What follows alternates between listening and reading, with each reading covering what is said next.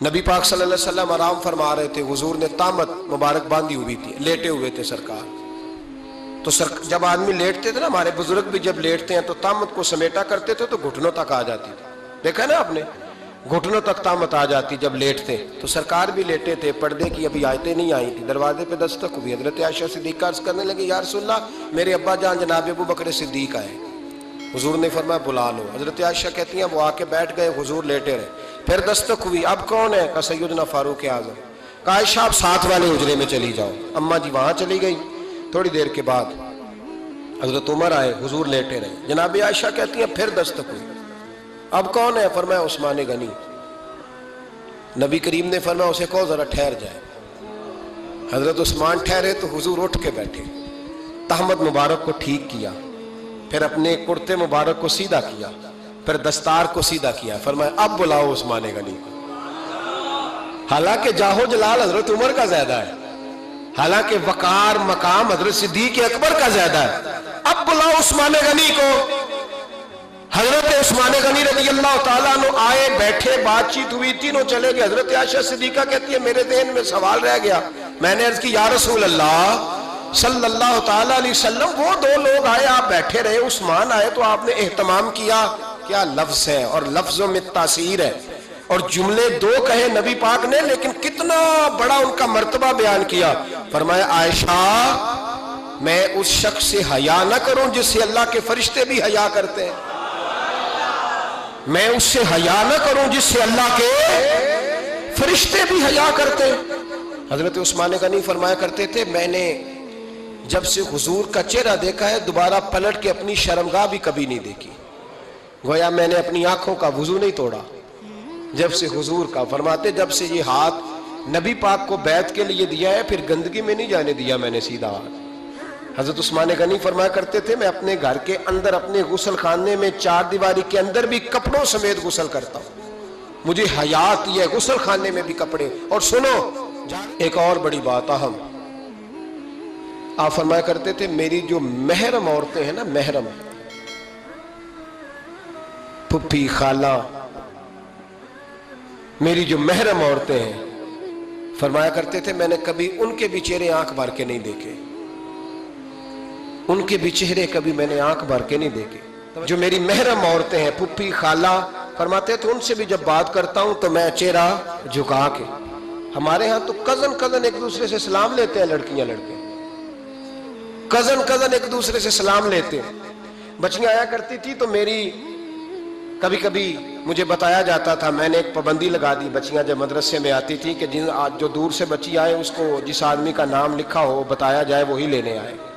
ایک دن مجھے اطلاع دی گئی کہ آپ تھوڑی دیر آئیں. میں گھر گیا تو مجھے بتلایا گیا کہ ایک بچی ہے تو اس کو جو پہلے لینے آتا تھا وہ نہیں آیا، کوئی اور آیا.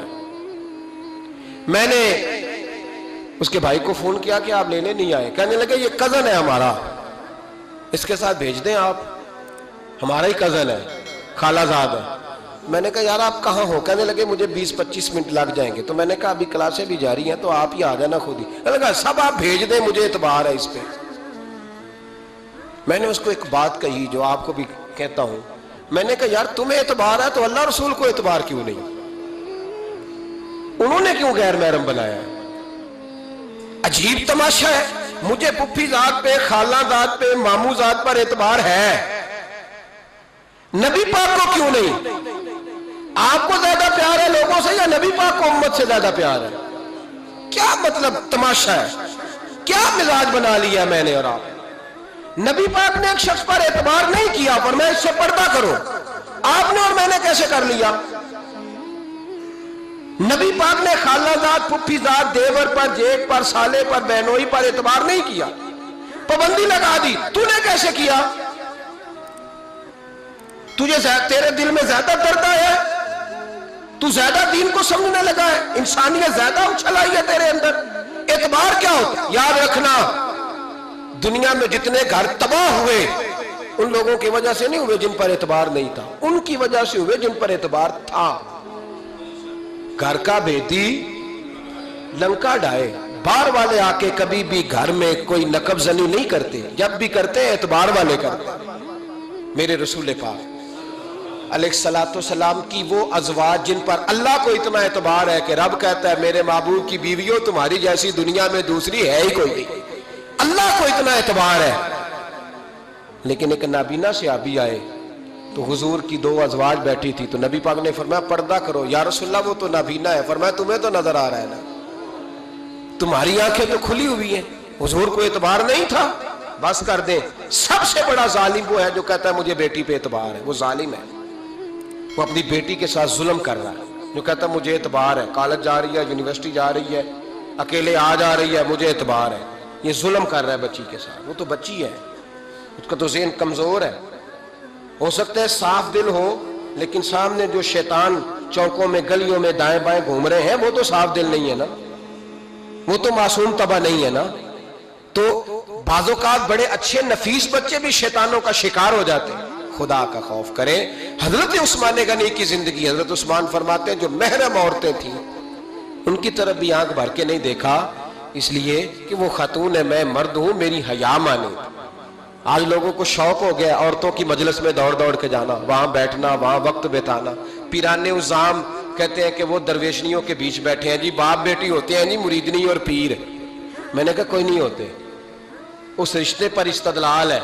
आला हजरत फरमाते हैं वाजिब है पर्दा पीर और मुरीदनी का, ये पर्दा वाजिब है। अगर कोई शख्स इस तरह बेपर्दा बैत लेगा, बीच में बैठेगा, तो उसका तो मुरीद होना वैसे ही हराम है, जायज ही नहीं है। जो सारा दिन तवीज धागे के लिए बैठा रहे और बीबियों से गुफ्तगू करता रहे। खुदारा हजरत उस्मान गनी रज़ी अल्लाह तआला अन्हु की जिंदगी में जो बातें हमें बहुत ज्यादा मिलती हैं, उनमें नफासत है, आपकी हया है, सखावत है।